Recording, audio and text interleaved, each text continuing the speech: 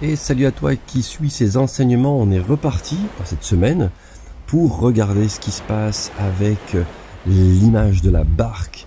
Alors pour rappel, on est parti pour des enseignements d'été. Si tu écoutes ces vidéos, ces audios pendant une période qui n'est pas l'été, ben c'est pas grave, écoute-les quand même, ok?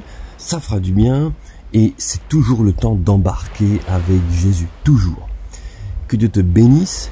Alors dans cette notion d'enseignement, on est parti aussi sur l'idée de l'analogie que la barque était souvent notre vie, l'image de notre vie, avec ce que Jésus y fait, la manière dont il peut agir dans notre vie. Prépare cahier, stylo, prépare-toi à prendre des notes et on va avancer ensemble. On a déjà vu dans l'enseignement numéro 1, donc je t'invite à aller repiquer l'enseignement numéro 1 avant, si c'est pas encore le cas, dans la playlist dédiée. On a vu dans l'enseignement numéro 1 donc que la barque ou même l'arche ou même le panier avait déjà une référence de salut. Effectivement, au travers des eaux, au travers de l'arche de Noé, cette immense barque, si on peut dire, l'humanité est passée d'un stade à un autre. L'humanité a pu redémarrer au travers de cette barque du salut. Ce bois aussi qui formait ce bateau nous rappelle clairement le bois de la croix. Mais on a aussi parlé du panier dans lequel Moïse a été mis, il est passé au travers des eaux avant d'être sauvé, bien sûr, pour être sauvé, et être lui-même d'ailleurs le sauveur, si on peut dire, le libérateur du peuple hébreu ensuite, alors que ce peuple était esclave en Égypte. Tout ça, tu le trouves dans l'enseignement numéro 1 de cette série.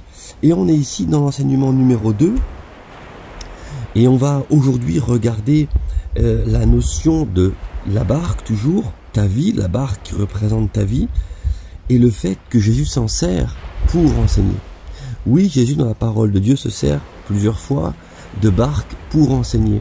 Et ce qu'on va souligner, mais tu peux déjà le noter, c'est que Jésus se sert de ta barque, de ma barque, de ta vie, de ma vie, pour enseigner. Alors on le voit dans Marc 4, verset 1. Marc 4, verset 1. Jésus se mit de nouveau à enseigner au bord du lac de Galilée, et une foule nombreuse s'assembla autour de lui, si bien qu'il monta dans une barque, s'y assit. La barque était sur le lac, et les gens étaient à terre, près de l'eau, et il les enseignait, etc., etc. On voit ici, dans Marc 4, verset 1, qu'en fait, Jésus utilise la barque, alors une barque de quelqu'un, pour se mettre sur l'eau et enseigner. C'est connu que en fait sa voix du coup portait beaucoup mieux. L'eau faisait rebondir le son et permettait à toute la foule d'entendre. On trouve aussi un même passage dans Luc 5 verset 3. Il a la même attitude Jésus avec une barque, et plus précisément dans Luc avec la barque de Pierre. En fait, c'est toujours la barque de quelqu'un. Et on pourrait dire, c'est toujours la vie de quelqu'un. C'est toujours une vie dont Jésus se sert pour enseigner. Et Jésus veut se servir de ta vie pour enseigner.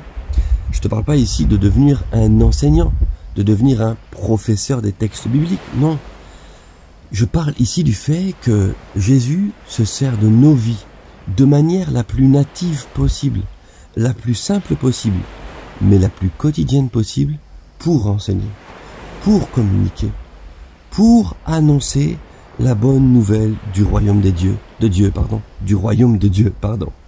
Jésus se sert de nos vies, des vies, pour annoncer cette bonne nouvelle.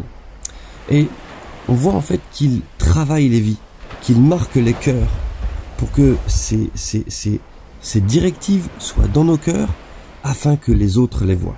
Si on lit d'abord Hébreux 8, verset 10, alors si tu ne notes pas, je t'invite vraiment à noter, parce qu'en fait ce qui est intéressant avec les audios aussi, c'est que tu peux mettre sur pause, et puis noter correctement, faire ton plan, tu vois.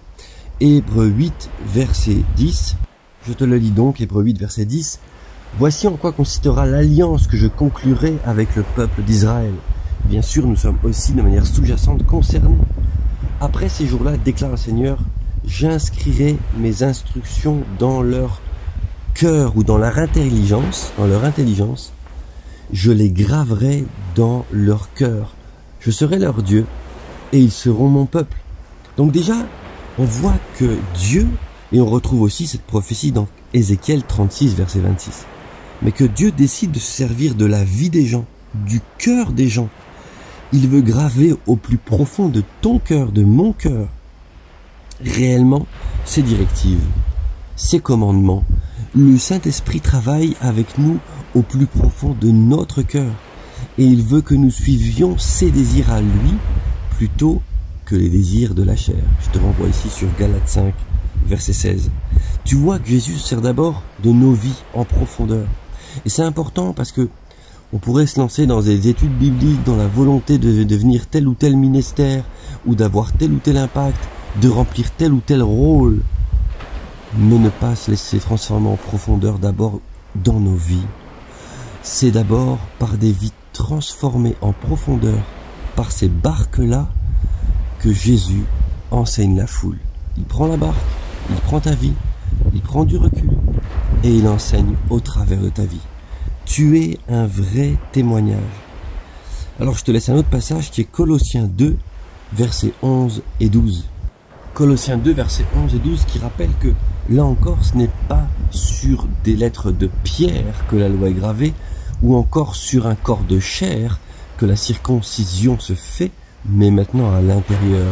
Je te le lis donc Colossiens 2, verset 11. Dans l'union avec lui, vous avez été circoncis, non pas de la circoncision faite par les hommes, mais de la circoncision qui vient du Christ et qui nous délivre de notre être pécheur, etc. Et tu liras la suite. Donc tu vois ici que Jésus se sert de nos vies, de nos barques. Je rappelle l'analogie que nous faisons dans toute cette semaine d'enseignement entre la barque et nos vies. Je prends le large avec Jésus, je laisse Jésus monter dans ma vie et je vais au large avec lui. Et dans cet exemple encore, on voit que Jésus, se sert de nos vies, de l'intérieur de nos vies. Continuons pour parler de nos vies, de nos barques. C'est que nous sommes en fait, nos vies, nous-mêmes, une lettre ouverte et lue de tous. C'est-à-dire que même si tu ne fais rien au début, je veux dire par là, c'est que ton objectif ne doit pas être de rien faire. Bon, mais même si tu n'es pas en action, si tu n'as pas le micro, si tu n'es pas en train de témoigner constamment dans le sens faire du porte-à-porte, Jésus se sert de toi rien que par ta vie transformée. Imagine le propriétaire de la barque. Il est dans la barque, voilà, Jésus monte dedans, Jésus demande, comme il a dit à Pierre, s'il te plaît, allons un peu plus loin sur l'eau. Et t'as Pierre qui rame, et puis tout le monde écoute Jésus. Donc tout le monde voit Jésus, mais tout le monde voit aussi la barque. Et tout le monde sait très bien à qui appartient cette barque. En l'occurrence, c'est à Pierre ou à un autre. Tout le monde voit ta vie. Tout le monde sait qui tu es. Et pourtant, tout le monde voit ce Jésus annoncer, témoigner au travers de toi. L'un des aspects, ce qu'on voit dans cet enseignement, c'est réellement le fait que Jésus se sert de ta vie, dès le début, de tes comportements, de tes choix, de tes réflexes, des directions que tu prends, des mots que tu emploies, de l'intention d'amour que tu vas avoir avec les autres. Déjà au travers de tout ça, Jésus est en train d'enseigner. Et c'est un encouragement que je te laisse. C'est que dès le début, de la manière la plus simple, parce que oui, effectivement, tu as compris que ta vie était un salut. Le salut de Jésus est en toi, le trésor est en toi, comme on l'a vu dans l'enseignement numéro 1. Pour te laisser utiliser par Jésus, ta vie est un témoignage, une annonce et un enseignement. Donc on va voir maintenant qu'effectivement, nous sommes une lettre, tu es une lettre lue de tous, en 2 Corinthiens 3, verset 3. 2 Corinthiens 3, verset 3. Donc je rappelle, tu peux mettre sur pause si tu veux correctement noter. 2 Corinthiens 3, verset 3, ou le temps de le trouver dans ta Bible. Je te le lis donc en version français courant. Oui, il est clair que vous êtes une lettre écrite par le Christ et transmise par nous. Est-ce que vous lisez bien cette phrase? Oui, vous êtes une lettre écrite par le Christ et transmise par nous. Alors ici, c'est les apôtres qui parlent. Donc celui qui va toucher ton cœur un jour et qui t'a amené à Christ pourrait dire que toi, oui, tu es une lettre écrite par le Christ. Alors transmise par celui qui t'a amené à Christ ou celui qui te forme, celui qui t'envoie, celui qui a pour ta vie un aspect peut-être de mentorat, apostolique ou d'enseignant. Mais elle est écrite par le Christ. Jésus est en train d'écrire dans ta vie. Jésus est en train d'écrire dans ta vie et les gens pourront lire ta vie. Comme les gens pouvaient écouter Jésus dans la barque, les gens pourront lire sur ta vie ou écouter ce que tu vas dire dans ta vie et au travers de ta vie. Je te le dis donc encore, je te le lis. Oui, il est clair que vous êtes une lettre écrite par le Christ et transmise par nous. Elle est écrite non avec de l'encre, mais avec l'esprit du Dieu vivant. Elle est gravée non sur les tablettes de pierre, mais dans des cœurs humains. On continue à travailler sur ce sujet-là. On travaille sur ce sujet. On continue réellement à percer. C'est sur ta vie, sur ton cœur, que les choses sont écrites. Ta vie est un enseignement. Alléluia. Redresse la tête. Ne regarde pas seulement à ta vie en te demandant si tu pourras un jour avoir un micro. Mais non, déjà maintenant, au plus simple possible. Même si tu n'arrives pas à bien parler, tes comportements, tes choix, ta prière même, ton témoignage de transformation est un enseignement, une annonce que Dieu, par Jésus, veut faire auprès des autres. Le Saint-Esprit a bel et bien écrit dans ta vie et continue à le faire. Alors ne sois pas recroquevillé sur toi-même. Laisse Jésus prendre le dessus dans ta barque. Et quand tu seras au large, aie une attitude de témoignage pour que Jésus puisse être ce témoignage au travers de toi. Je veux aussi dire que on doit être toujours prêt à se défendre de l'espoir qui est en nous. C'est ça aussi le fait que Jésus prend un peu de large et parle à beaucoup. Il est prêt. Es-tu prêt à ce qu'il puisse se servir de toi? Pierre a été prêt à laisser sa barque à Jésus pour qu'il puisse se mettre au loin, parler aux foules. Et est-ce que toi tu es prêt à ce que Jésus se serve de toi? Fais ce choix-là aujourd'hui. On va le lire dans 1 Pierre 3, verset 15. 1 Pierre 3, verset 15. Donc il est dit, 1 Pierre 3, 15, en version français courant ici. Mais honorez dans vos cœurs le Christ comme votre Seigneur. Soyez toujours prêts à vous défendre face à tous ceux qui vous demandent de justifier l'espérance. C'est plus fort que l'espoir même. L'espérance qui est en vous. Mais faites-le avec douceur et respect. À vous justifier de l'espérance qui est en vous. Quand Jésus prend cette barque et il se met au large, il envoie un signal d'espérance. Il explique, il enseigne pourquoi le royaume de Dieu, c'est l'espérance. Et il veut se servir de toi pour cela. Enfin, je veux continuer pour regarder un peu l'état de ceux qui avaient cette espérance en eux et qui ont été des barques utilisées par Jésus, des barques et des vies malmenées même parfois.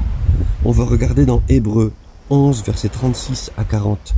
Hébreux 11, versets 36 à 40. Je te le lis donc. Et je peux même commencer un peu au-dessus. D'autres ont été torturés à mort. Ils refusèrent la délivrance afin d'être relevés de la mort et de parvenir à une vie meilleure encore. D'autres encore subirent les moqueries, peut-être est-ce ton cas, et le fouet même. Certains furent enchaînés et jetés en prison. Ça m'appelle d'ailleurs les frères et sœurs persécutés. Certains furent tués à coups de pierre, d'autres sciés en deux ou mis à mort par l'épée. Ou bien ils allaient d'un endroit à l'autre vêtus de peaux de mouton ou de chèvres pauvres, persécutés et maltraités. Le monde, en fait, n'était pas digne de ces gens-là. Ils erraient dans les déserts et les montagnes. Ils vivaient dans les cavernes et les trous de la terre. Ils ont tous été approuvés par Dieu à cause de leur foi. Pourtant, ils n'ont pas obtenu ce que Dieu avait promis. En tout cas, pas tout de suite. En effet, Dieu avait prévu mieux encore pour nous et il n'a pas voulu qu'ils parviennent sans nous à la perfection. Tu vois, ces gens-là qui ont été fouettés pour certains, emprisonnés, moqués, persécutés, ces gens-là n'ont peut-être pas eu l'occasion d'avoir une grande tribune pour enseigner, pour annoncer, d'avoir un micro qui porte fort. Mais leur vie était un tel témoignage. Ils annonçaient simplement Jésus. Ils témoignaient de ce qu'il était, Jésus. Eh bien, leur vie était un tel témoignage que quand Jésus prenait cette barque, eh bien, pour annoncer le royaume de Dieu au travers d'eux, c'était le Jésus en eux qui parlait. Eh bien, la barque était malmenée. Je pense qu'il vaut mieux avoir une barque malmenée qui a subi les eaux, le fracas des rochers peut-être, les moqueries, les tempêtes, les vagues, le vent qui souffle, la voile déchirée, si c'est une barque avec une voile, tout ça, tu vois. Hein, je parle des barques de l'époque, ils avaient des voiles. Hein. Il vaut mieux ça qu'arriver au ciel en disant, Seigneur, moi tu vois, j'ai bien pris soin de ma barque, de ma vie, regarde, elle est nickel. Il m'est rien arrivé, j'ai bien gardé ton petit trésor tranquille. Ah, tu vois, voilà, attends, je le nettoie encore un petit peu, voilà, je te le rends tout pareil. Non, c'est pas ce que Dieu veut. Dieu veut que le trésor qui est en nous grandisse, que nous avancions. Et pour cela, je veux te dire par ce deuxième enseignement, que ta vie, ta barque, ta vie est un lieu d'annonce, est un lieu de témoignage au travers lequel Jésus veut encore, comme il le faisait à l'époque, prendre le large et parler à des foules, parler aux gens qui sont autour de toi. Je reprends ce passage de Luc 5, verset 3. Tu vois que là, Jésus prend la barque et c'est la barque de Pierre. Et c'est ainsi qu'on va glisser sur le troisième enseignement, parce que c'est la barque de Pierre, et c'est là que se produira le miracle de la pêche miraculeuse. Mais avant, il faut que tu acceptes que Jésus monte dans ta barque et qu'il enseigne au travers de ta vie. Seigneur, je te prie, on te prie ensemble, et on veut comme te redonner nos vies, pour te dire, Seigneur, oui, tu es le propriétaire. Seigneur, je veux pas restreindre et tenir ma barque sur le bord de la plage, là, bien attachée ou amarrée, comme si elle était bloquée et que tu puisses pas t'en servir. Non, Seigneur, je veux t'inviter, alors que le salut est en moi, tu es mon salut. Je veux t'inviter, Seigneur, à ce que tu nous emmènes un peu prendre le large. Et que oui, je veux oser que les gens voient que tu es Jésus en moi. Comme les gens voyaient Jésus sur la barque d'un tel, la barque d'un tel, eux auraient pu se dire, ah mais tiens, un tel est avec Jésus, eh ben bravo, il lui a prêté sa barque pour qu'il nous parle. Mais Seigneur, on veut le faire. On veut que tu te serves de nos vies comme des barques, et au travers de nos vies que tu puisses témoigner. Et pour cela, on veut être malléable, que nos bouches soient ouvertes, comme on l'a vu, toujours prêts à témoigner de l'espérance qui était en nous. Ça va peut-être nous coûter, mais Seigneur, on veut vraiment avoir en tête de payer le prix pour toi. Sers-toi de nous. Que Dieu te bénisse et à bientôt pour le prochain enseignement.